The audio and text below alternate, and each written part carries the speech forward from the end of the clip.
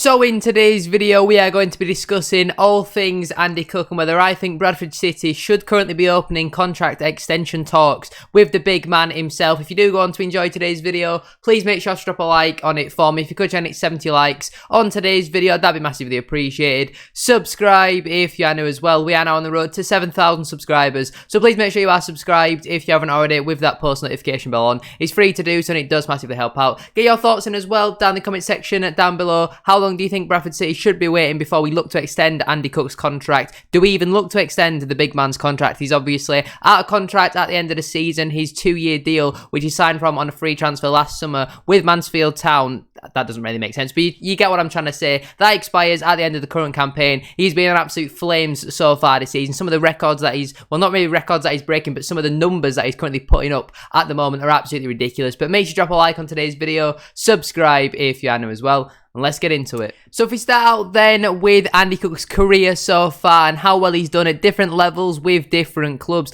Barrow AFC, he's had, numerous spells there with Barrow. He scored 42 goals and got 5 assists in 94 appearances. Tranmere Rovers, he scored 51 goals with 14 assists in 94 appearances. Grimsby Town, he played 77 times where he scored 14 goals and got 6 assists. Bradford City, he's already played 74 games with where he scored 31 goals and he's got 5 assists. I believe all these stats are in all competitions, not just the league as well. Mansfield Town, he played 52 games where he scored 10 goals and got 2 assists. Walsall, he played 50 times where he got 18 goals and 3 assists, and there's no stats about his Carlisle career. In terms of the actual leagues of where them goals and assists have come from, in terms of playing in the National League, he's played 247 games. In that level, he scored 104 goals with 24 assists. At League 2 level, he's played 112 games where he scored 38 goals and got 6 assists. And then in League 1, he's played 48 games where he scored 13 goals and got 3 assists as well. So he's done fairly well at pretty much every club that he has been at. Mansfield, not the greatest record, but it's still about a goal every 5 games, and I don't think is the worst record whatsoever. Now, obviously, I have mentioned quite a few clubs there. He has had a very good career. He is now 31 years of age. According to Google, he turns 32 on the 18th of October. So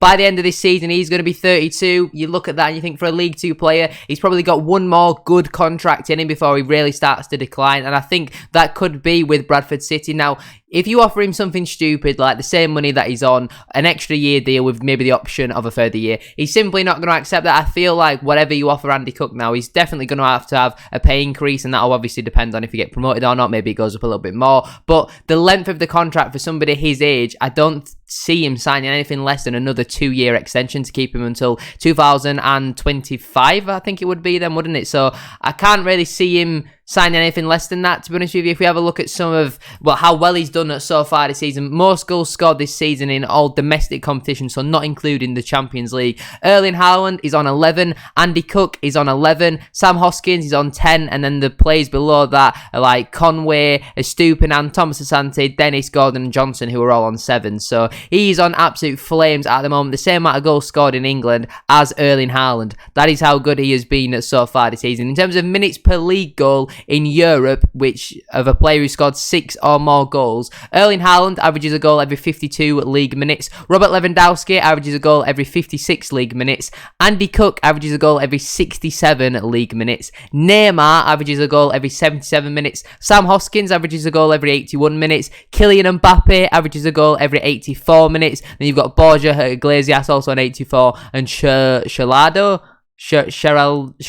Becker on 87. So that just proves how well he has been doing so far this season. In terms of his league stats then, in a little bit more detail, I'm up on SofaScore once again. So far this season, he has played 9 matches, starting 6, averaging 59 minutes per game. He's featured on the Team of the Week in 2 occasions. He scored 8 goals, averaging a goal every 67 minutes. He averages 0.9 league goals per game. He averages 1.4 shots per game with 1.4 shots on target per game as well. He's missed one big chance now. From my mind, I think it's going to be that Stevenage chance where Chapman beat his man, he pulled it back to Andy Cook, and it's just an absolutely unbelievable save from the goalkeeper. That's the only real big chance I can really recall him missing. He didn't exactly miss it. It was just, a great save from the keeper. He even gets an assist every now and then. He's also got 1 assist so far this season. I can't quite remember what goal that was for, but he has got an assist so far this season. In terms of his passing stats as well, he's done fairly decent. He's averaged 0.6 key passes per game, so he likes to link up the play. He averages 6.3 passes per game, 60% of them have been successful. 1.1 passes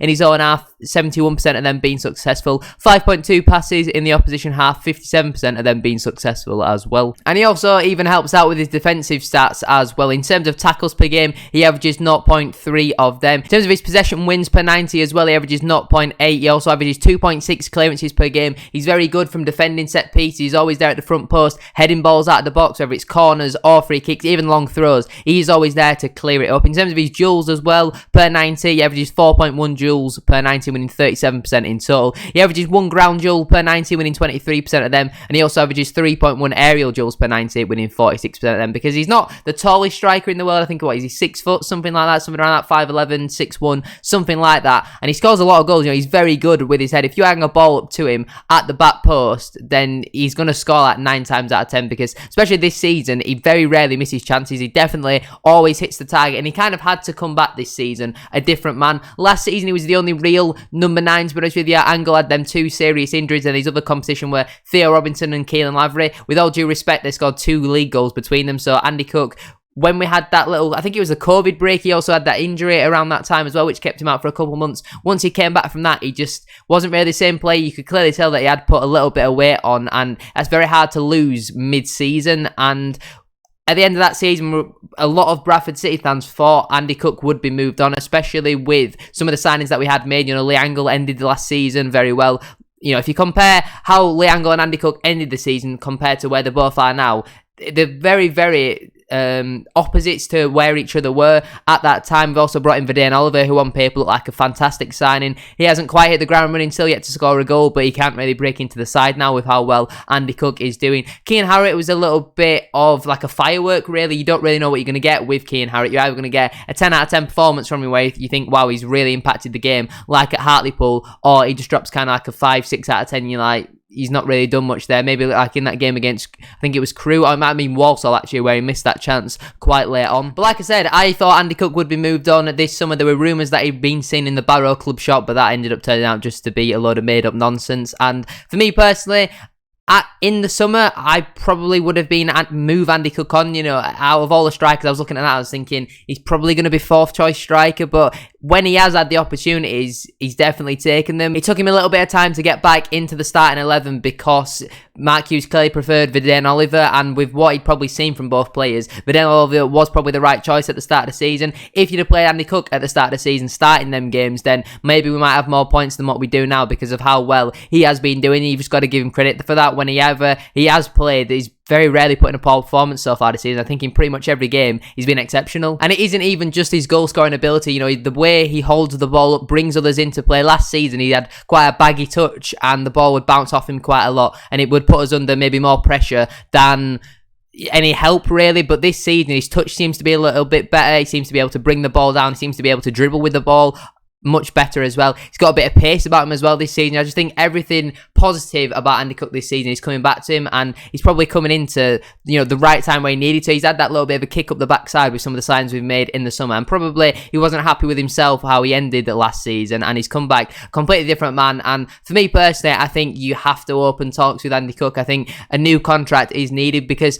even last season when he was completely out of shape for the second half of last season, he still scored goals. He is going to score goals at League 2 level. Even if we get into League 1, he's proved he can score goals. I think he was in there with Walsall, did very well at Walsall, in my opinion, in a side that got relegated in the end. I know he's only there for a year, but how many goals did he score in the end? Was it 10 goals? Something like that? 18 goals in 50 appearances for Walsall. I know some of them might have been in League 2, but 18 goals for Walsall, majority of them being in League 1. I know he had a spell with Tranmere in League 1 there as well. I think he went on loan there in League 1. He has done well in League 1, and we're playing a system that suits him. I think Andy Cook deserves a new contract, in my opinion. Like I said, I think he won't accept anything less than a 2-year extension, which would obviously take him then until 2025, so it'd be more like a 2.5-year contract. I think if we get to January and nothing has been agreed, then he can start opening talks with other teams, and if another team comes in for him and maybe wants to bid for him, because say if he carries on the form that he's going to be on 20-25 goals by January. That is genuinely how good he has been so far this season.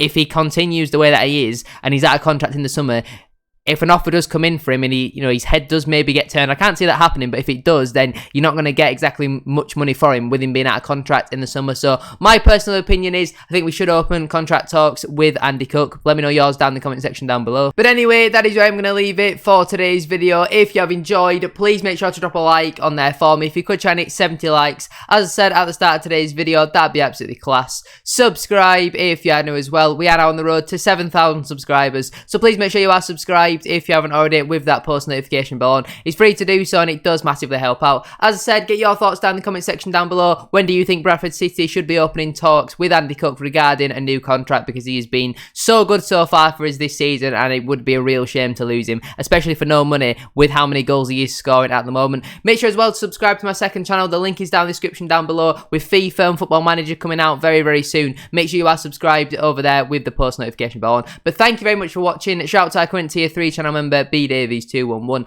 Have a great rest of your day and I shall see you all very soon for another video. Peace.